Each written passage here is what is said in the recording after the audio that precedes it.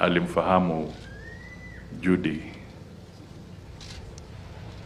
Kwa hivyo kwa jamii niko na rambirambi yake. Amenituma na ujumbe wa usaidizi kwa familia wa shilingi milioni 1 ambayo tutapeana kwenu ili isaidie kwa mambo ya msiba. Na yeye pia alijua sana marehemu na anamtakia nyinyi kama jamii baraka za Mwenyezi Mungu mkiendelea mbele.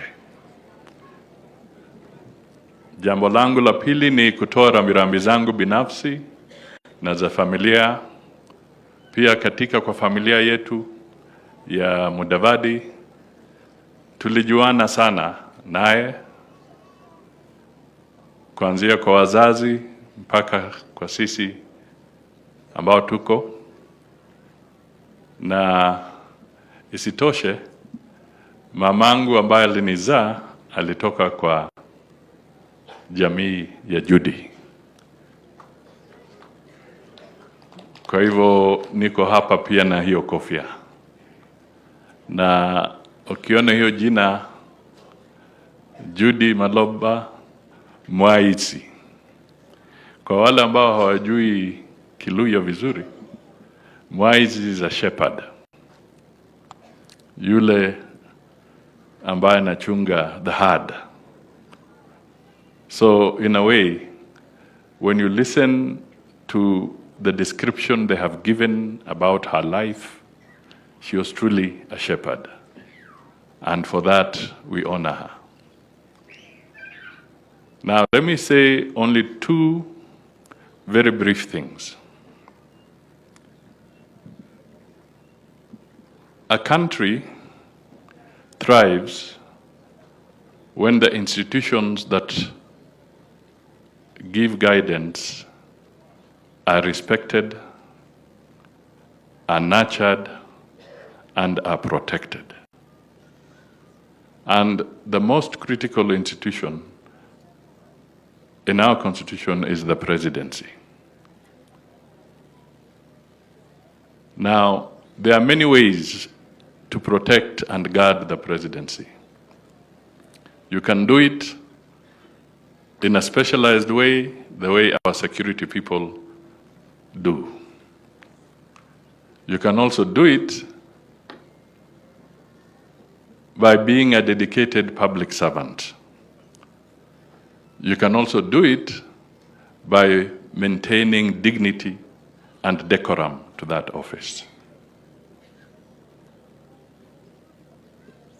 Madam Judy worked with dignity, with respect, and in her own way, she protected and guarded the presidency.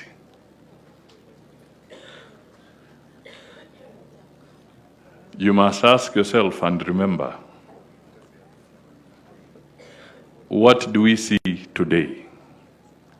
What do we see in our society today? Do we see people who are ready to protect and guard the institutions the way she did? So my message to Kenyans here is that don't destroy your institutions. Because, as I said somewhere the other day, in fact on Labor Day, I said that the biggest threat to any nation is not necessarily terrorism or gangsters. The biggest threat to any nation is when critical institutions of that nation are dismantled or undermined so that they don't function. That is the biggest threat to any nation. Judy protected not just the presidency, but she protected this nation. Let us give her that honor.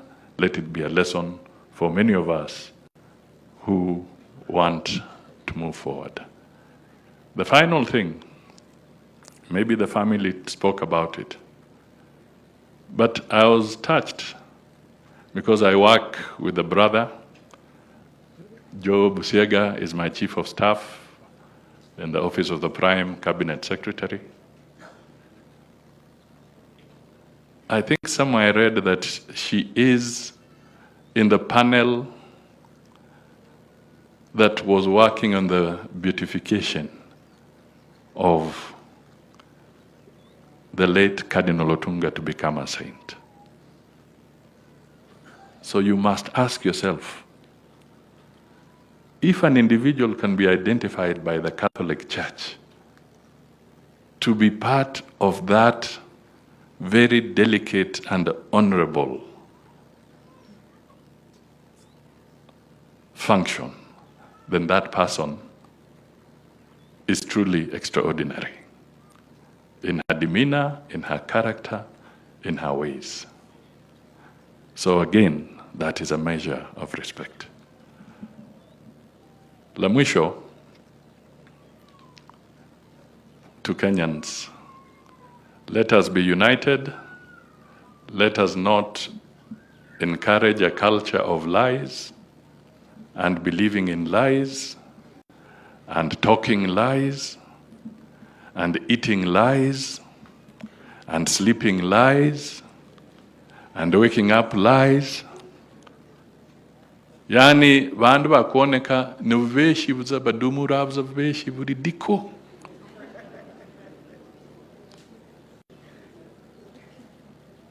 Let us be truthful. It is so important to be truthful. And I'll give an example because today I'm honored to be in a Catholic church. The other day, we went with the president. He flew from China where he was having a state visit. And he flew directly from Beijing to make it to the funeral mass service of the late Pope Francis. And I was there. And it was in broad daylight, the way it is today, as we sit here. A very solemn moment, very dignified moment, very honorable. This is the symbol of the Catholic Church, being graciously respected by the entire world. Over 50 heads of state, 10 monarchs, I don't know, 170 heads of government coming there to respect him. And it was so dignified, with a lot of honor.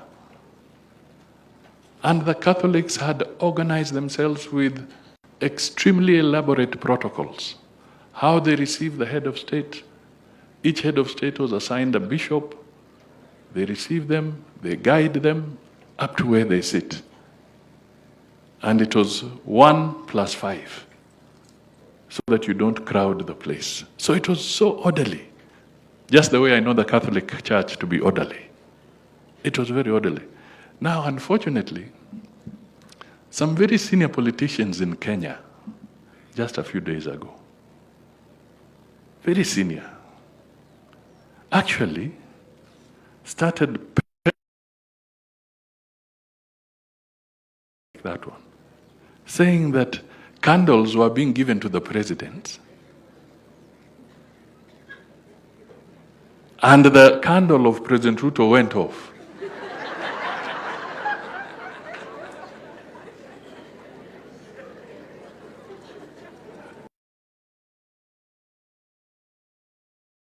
Man in a suit. And I really said, kumbe clothes can really camouflage somebody who has a lot of problems. Because it was in broad daylight. Secondly, how on earth would you be lighting candles when there are all these heads of state, that would even be a security risk. For you to be there lighting candles and giving would you even be allowed?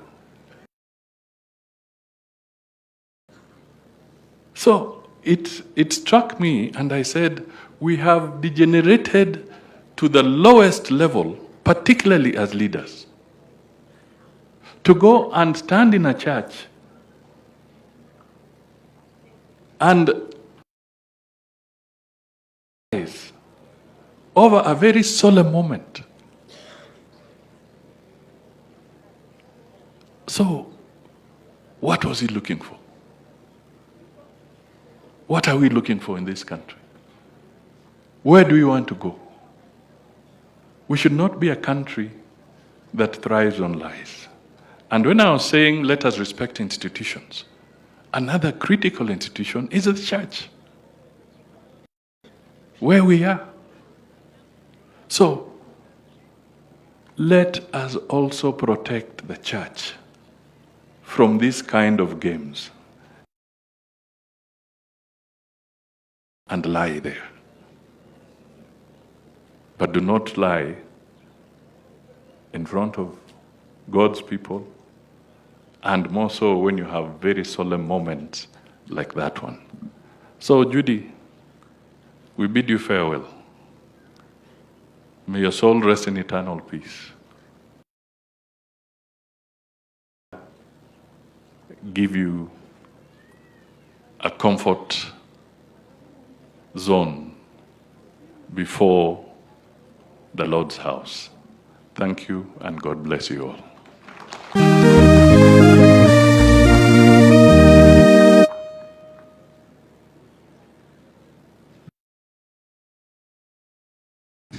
Thank you so much, our PCS, for your very kind words. It's now time for the family, and I'll start with the brothers. That is Agrish Bachi to come and to recognize the presence of the ACC president, our ACC, our DCC, our senior Inspector General of Police, Opicho, our DIG of Police, Masengeli, Chairman Public Service Commission, Ambassador Mushiri, and also our former CS, Madam Nakumicha. Thank you so much for coming.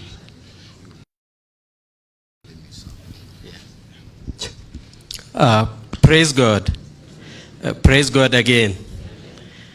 Thank you, the Catholic Church, distinguished guests, family, and fellow mourners.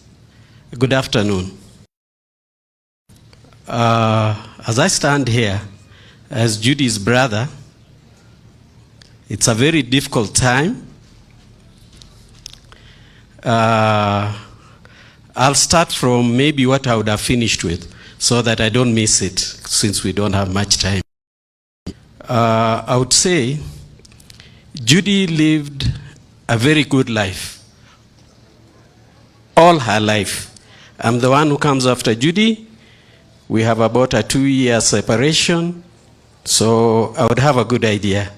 Maybe 2 or so of us here are the ones who Rose and Shadrach Busiega tried their best to give the children the best life they could. And when you look at Judy's life, Judy lived a very good life. When we were children, close to before independence, a few years before independence. And when I can remember, my father was driving. Those days, very few people drove. And after a short while, we moved to was mainly European area. And that's how we continued with the life. We continued with the life until where Judy went to Secretarial College. Judy was working in Home Affairs for the then PS for Home Affairs. She was working for the PS Home Affairs when His Excellency Daniel Toroitich Arap Moi was the Vice President. And she moved from there. I think after that, a lot has been said. So to me, Judy lived her full life. She lived a very good life, and even her passing on. Because from what my nephew was telling me, a few moments to her passing on, I was asked the date, and she said the date, and she passed on a few moments after that. So for me, Judy lived a very good life, and for us as a family, Judy was everything for us. She made sure that we were well taken care of.